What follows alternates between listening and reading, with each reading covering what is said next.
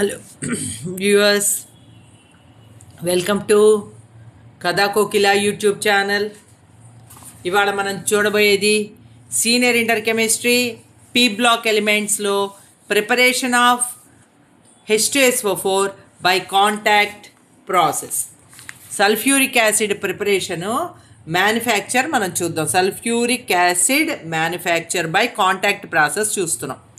So ఇది చాలా important 8 మార్కుల ప్రశ్న. దీన్ని చాలా ఇంట్రెస్టింగ్గాను with help of the diagram నేను చాలా చక్కగా మీకు అందంగా అర్థమయ్యేటట్టుగా నేను ఎక్స్ప్లెయిన్ చేయబోతున్నాను. So let's start the video. So describe the first question చదువుదాం. Describe the manufacture of sulphuric acid by contact process. So manufacture of H2SO4 మనం చూడబోతున్నాం. H2SO4 మ్యానుఫ్యాక్చర్ మనకి 4 స్టెప్పులుగా జరుగుతుంది. Step number 1 formation of SO2. So దీనికి కావలసినటువంటి ముడి పదార్థాలు ఏమిటి?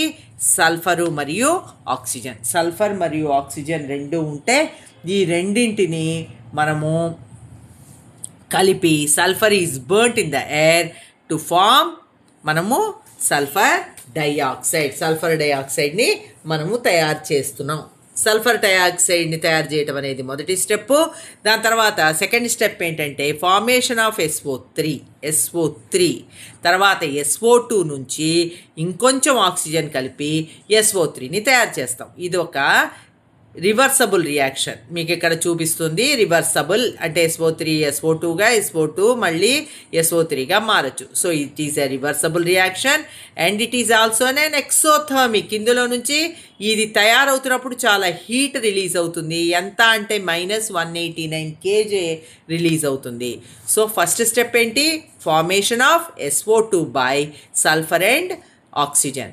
సెకండ్ స్టెప్ ఏంటి? సల్ఫర్ డైఆక్సైడ్ నుంచి ఆక్సిజన్ కలిపి సల్ఫర్ ట్రైఆక్సైడ్ ఏర్పడటం.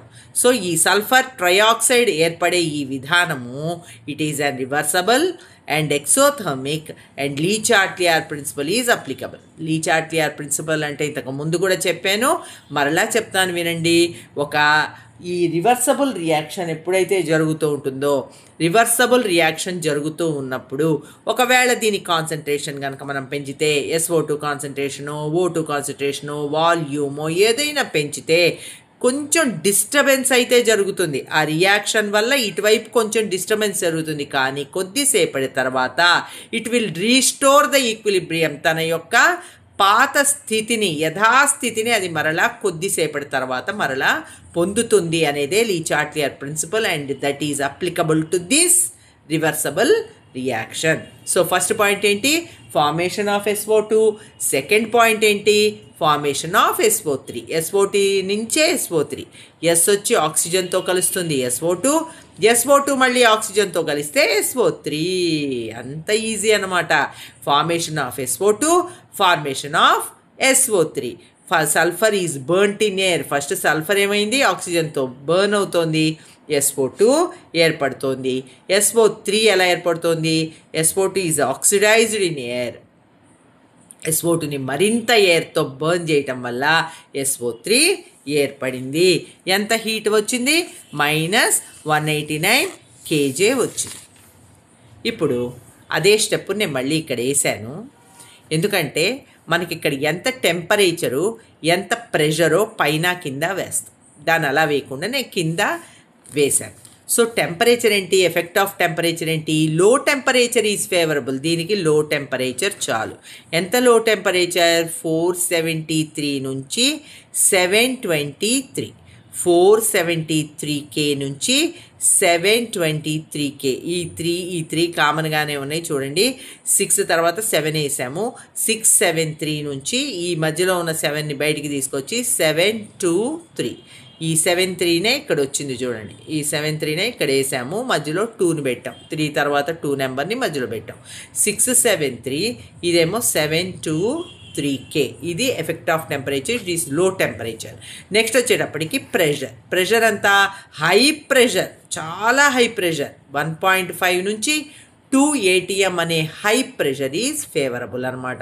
దేనికి? ఈ రియాక్షన్ జరగటానికి.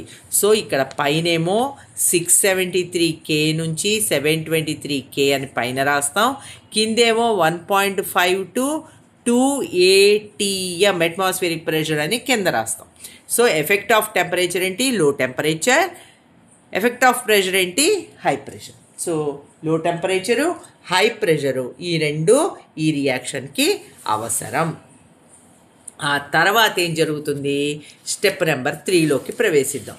స్టెప్ నెంబర్ 3లో ఆప్టిమమ్ కండిషన్స్ మనకు అర్థమైపోయాయి కదా. లో టెంపరేచర్ 673 to 723, తర్వాత ఏమో హై ప్రెషర్ మనం ఇందాక చూసిందే. క్యాటలిస్ట్, ఇప్పుడు క్యాటలిస్ట్ V205 E2O5. ఈ V2O5 అనేది దీని యొక్క క్యాటలిస్ట్. తర్వాత ఫార్మేషన్ ఆఫ్ క్యాటలిస్ట్ యొక్క పని ఏంటి? అది రియాక్షన్ బాగా జరగటానికి హెల్ప్ చేస్తుంది కానీ రియాక్షన్లో పార్టిసిపేట్ చెయ్యదు. నెక్స్ట్ ఫార్మేషన్ ఆఫ్ ఓలియం జరుగుతుంది. నెక్స్ట్ ఏం జరుగుతుంది? SO3 is observed by 98% H2SO4. కొద్దిగా H2SO4ని దీంతో కలపాలి. SO3 ఇందా తయారైంది కదా SO3, దాంతో H2SO4 కలిపితే ఓలియం అనే ఒక పదార్థం ఏర్పడుతుంది. H2S2O7 అనేది ఏర్పడుతుంది. చూడండి, ఎస్లు ఎన్ని ఉన్నాయి? 2 ఉన్నాయి. సో 2 Sలు. హెచ్లు ఎన్ని ఉన్నాయి? 2 ఉన్నాయి. 2 Hలు. ఓలు ఎన్ని ఉన్నాయి? ఇక్కడ 4 ఉన్నాయి, ఇక్కడ 3 ఉన్నాయి, మొత్తం O7. సో ఇక్కడ ఉన్నది మొత్తం కలిపేస్తే వచ్చేసింది H2S2O7 అనే ఓలియం అనే పదార్థం ఏర్పడింది. Formation of oleum is the next step అనమాట. దీని తర్వాత ఓలియం ఏమవుతుంది? కొంచెం వాటర్తో డైల్యూట్ అవుతుంది. Oleum is diluted with water. వాటర్తో కలిసి ఇట్ ఫార్మ్స్ కాన్సన్ట్రేటెడ్, మనకు కావాల్సిన సల్ఫ్యూరిక్ యాసిడ్ ఏర్పడింది. కాన్సన్ట్రేటెడ్ సల్ఫ్యూరిక్ యాసిడ్ ఏర్పడింది. చూడండి 4 స్టెప్పులు ఇక్కడ ఉన్నాయి. ఫస్ట్ ఏమో సల్ఫర్ బర్న్ట్ విత్ ఆక్సిజన్ ఏమేర్పడింది? సల్ఫర్ డైఆక్సైడ్ ఏర్పడింది. సల్ఫర్ డైఆక్సైడ్ మరికొంచెం ఆక్సిజన్తో కలిసి ఆక్సిడైజ్ అయితే ఏమేర్పడింది? సల్ఫర్ ట్రైఆక్సైడ్ ఏర్పడింది. It is a reversible reaction. It is an exothermic reaction. అందుకని -189 kJ హీట్ బయటికి వచ్చింది. నెక్స్ట్ స్టెప్ ఏంటి? SO3 H2SO4తో కలిసి ఓలియం అనే ఒక పదార్థాన్ని ఏర్పరిచింది. ఓలియం ఏంటి? H2S2O7. ఈ ఓలియము కొద్దిగా వాటర్తో కలిసి మనకి సల్ఫ్యూరిక్ యాసిడ్ ఏర్పడింది. దీన్ని నేను చక్కగా మీకు బొమ్మ ద్వారా చూపిస్తాను. చూడండి, ఇది మనకి ఇండస్ట్రియల్ మెథడ్ ఇలా ఉంటుందన్నమాట. ఇండస్ట్రియల్ మెథడ్లో సల్ఫరు మరియు డ్రై ఎయిర్ అంటే ఆక్సిజన్తో కలిసినటువంటి ఎయిర్ లోపలికి ఫర్నాస్లోకి వచ్చింది. ఇక్కడ టెంపరేచర్ హీట్ చేస్తాం అన్నమాట మనం. అందులో S+O2 కలిసి సల్ఫర్ డైఆక్సైడ్ ఏర్పడింది. ఆ సల్ఫర్ డైఆక్సైడ్ ఇట్లా ప్రయాణం చేసి పక్కన ఉన్నటువంటి కంటైనర్లోకి వెళ్ళింది. ఈ కంటైనర్లో కూడా ఇంకా ఆక్సిజనే ఉంటుంది. ఆ ఆక్సిజన్ని యాడ్ అయ్యి SO3 సల్ఫర్ ట్రైఆక్సైడ్ ఏర్పడింది. ఈ సల్ఫర్ ట్రైఆక్సైడ్ తర్వాత ఉన్న కంటైనర్లోకి వెళ్ళింది. ఈ కంటైనర్లో పైనుంచి స్ప్రింకిల్ అవుతోంది. ఏమిటి? H2SO4. పైనుంచి స్ప్రింకిల్ అవుతున్న కొద్దిపాటి H2SO4తో ఈ SO3 కలిసి ఓలియం అనే ఒక పదార్థం ఏర్పడింది. ఆ ఓలియంలోకి వాటర్ యాడ్ చేయాలి. ఈ ఓలియం ఇదిగో ఇట్లా వస్తుంది చూసారా, కిందకి ట్యూబ్లోంచి కిందకు వచ్చినప్పుడు ఇక్కడ నుంచి నీళ్లు పంపిస్తాం.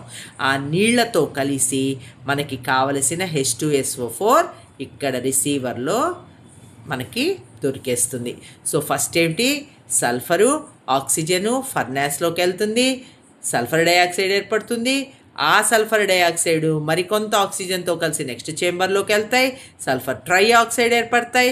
ఈ సల్ఫర్ ట్రైఆక్సైడ్ నెక్స్ట్ చేంబర్లో H2SO4తో కలిసి ఓలియంని ఏర్పరుస్తాయి. ఆ ఓలియము నీళ్లతో కలిసి H2SO4ని ఏర్పరుస్తాయి.